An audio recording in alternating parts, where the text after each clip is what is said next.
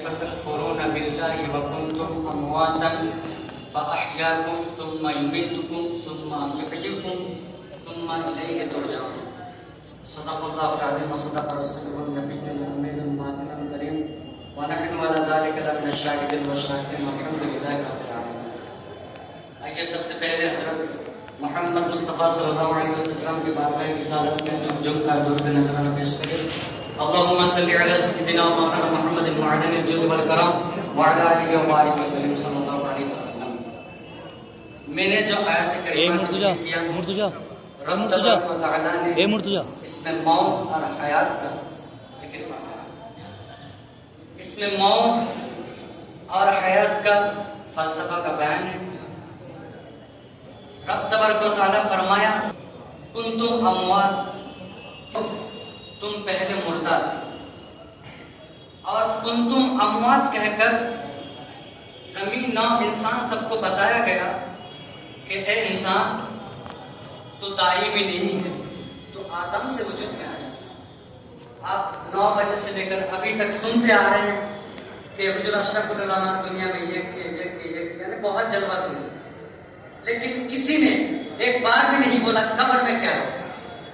کیا حضور اشرف العلماء جس طرح دنیا میں جلوہ دکھا کے گئے اسی طرح کیا قبر میں بھی جلوہ دکھاتے ہیں؟ کیا آپ جس کو پیر و مرشد مانتے ہیں کیا وہ قبر میں زندہ ہے؟ انشاءاللہ اس کا جواب دے کے میں میرا تقریر ختم کروں. تو آئیے رب نے کیا فرمایا کنتم امواتا، پہلے تم مردہ تھے. جب تم حالات آدم میں تھے جسمانی اعتبار سے تم کو رب نے کہا کہ تم مردہ تھے، اور جب تم حالات معدومیت میں تھے جسمانی اعتبار سے اس حالات آدم میں تھے تو تم کو کہا گیا کہ تم وہ آدم بھی آدم ظاہری تھا، آدم معنوی نہ تھا. بہت مختصر کرتے جا رہا ہوں اس لیے سمجھ میں نہیں آ سکتا، لیکن پھر بھی سمجھنے کی کوشش کروں گا. آدم بھی آدم ظاہری نہ تھا، آدم معنوی تھا، کیونکہ قرآن مجید میں رب تبارک و تعالیٰ دوسرے مقام میں فرماتے ہیں هل أتى على الإنسان حين من الدهر لم يكن شيئا مذكورا. بے شک انسان پر زمانے کا ایک ایسا وقت بھی گزر چکا ہے کہ کہیں اس کا نام کا ذکر کا چیز ہی نہیں تھا.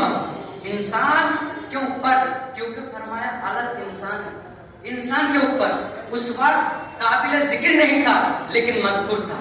آج دنیا میں ہزاروں لوگ ہیں جو موجود نہیں ہیں لیکن مذکور ہے. جیسے آپ کسی کی طرف مت دیکھیے، حضرت اشرف العلماء کی طرف دیکھیے، دنیا میں تو موجود نہیں ہے مگر مذکور ہے، اور وہ ذکر قیامت تک رہے گا. کیوں رہے گا یہ بول کے میں میرا تقریر ختم کروں گا.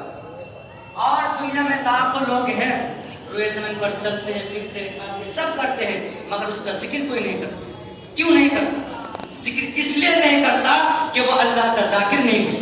اگر وہ اللہ کا ذاکر ہو جاتے اللہ انہیں اپنے انعام اور صلہ کے طور پر اسے مذکور کر دیتا. اور اللہ جس کو مذکور کر دیتا ہے اس کائنات خلق میں کوئی فرد اس کو مٹا نہیں سکتا.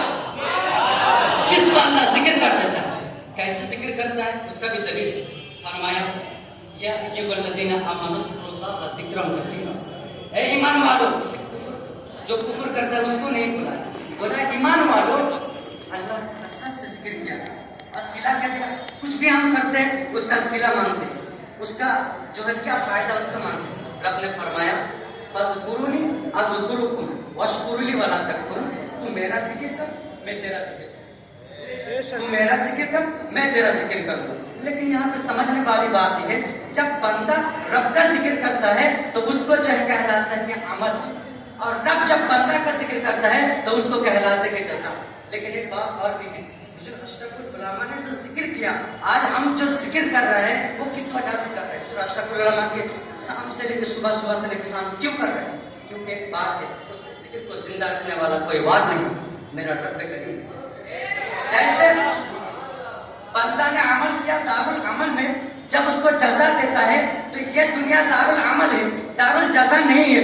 دارالعمل قبر میں شروع ہوتی ہے، آخرات میں شروع ہوتی ہے. اب وہ بندہ جس نے ساری زندگی اللہ کے ذکر میں بساط کر دی، اس کے زبان پر اللہ کے ذکر رہ گیا، وہ ذکر کبھی منقطع نہ کیا. اس کی روح بھی ذاکر رہی، اس کا سر بھی ذاکر رہا، اس کا باطن بھی ذاکر رہا، اس کا باطن بھی ذاکر رہا، اس کا اخفا بھی ذاکر رہا، اس کا اخفا باطن بھی ذاکر رہا.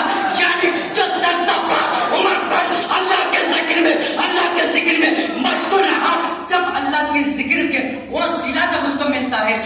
قبر میں جا کر بھی وہ زندہ رہتا ہے۔ آج ہم اشرف العلماء کے ذکر کرتے ہیں، آج ہم اشرف العلماء کے ذکر کرتے ہیں، کیوں کرتے بھائی؟ کیوں؟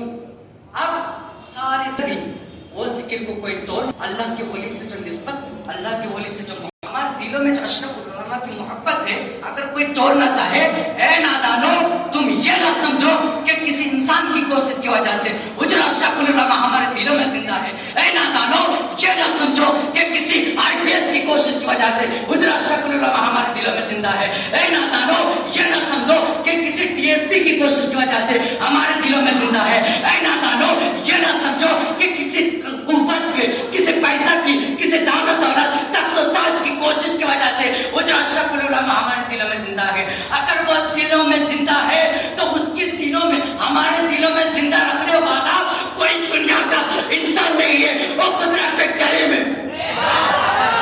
اگر کوئی حضور اشرف العلماء سے محبت اور ہمارے درمیان محبت کے درمیان اگر کوئی رابطہ وہ توڑنا چاہے، اس سے نسبت توڑنا چاہے، اس کے اندر جو ہے دیوار پیدا کرنا چاہے، اس سے سب سے پہلے رب کریم سے جہاد کرنا پڑے۔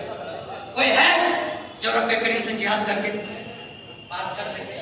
نہیں۔ تو سمجھ میں آئی کہ اللہ کے ولی کا ذکر کو کسی نے نہیں توڑ پایا، کیونکہ اس کو توڑنے کے لیے رب سے جہاد کرنا پڑے گا۔ اور کوئی ہے جو رب کے ساتھ نہیں؟ بہت کچھ کہنا تھا لیکن وقت کی قلت پہ بہت کچھ رہ گیا، اسی میں میرا تقریر ختم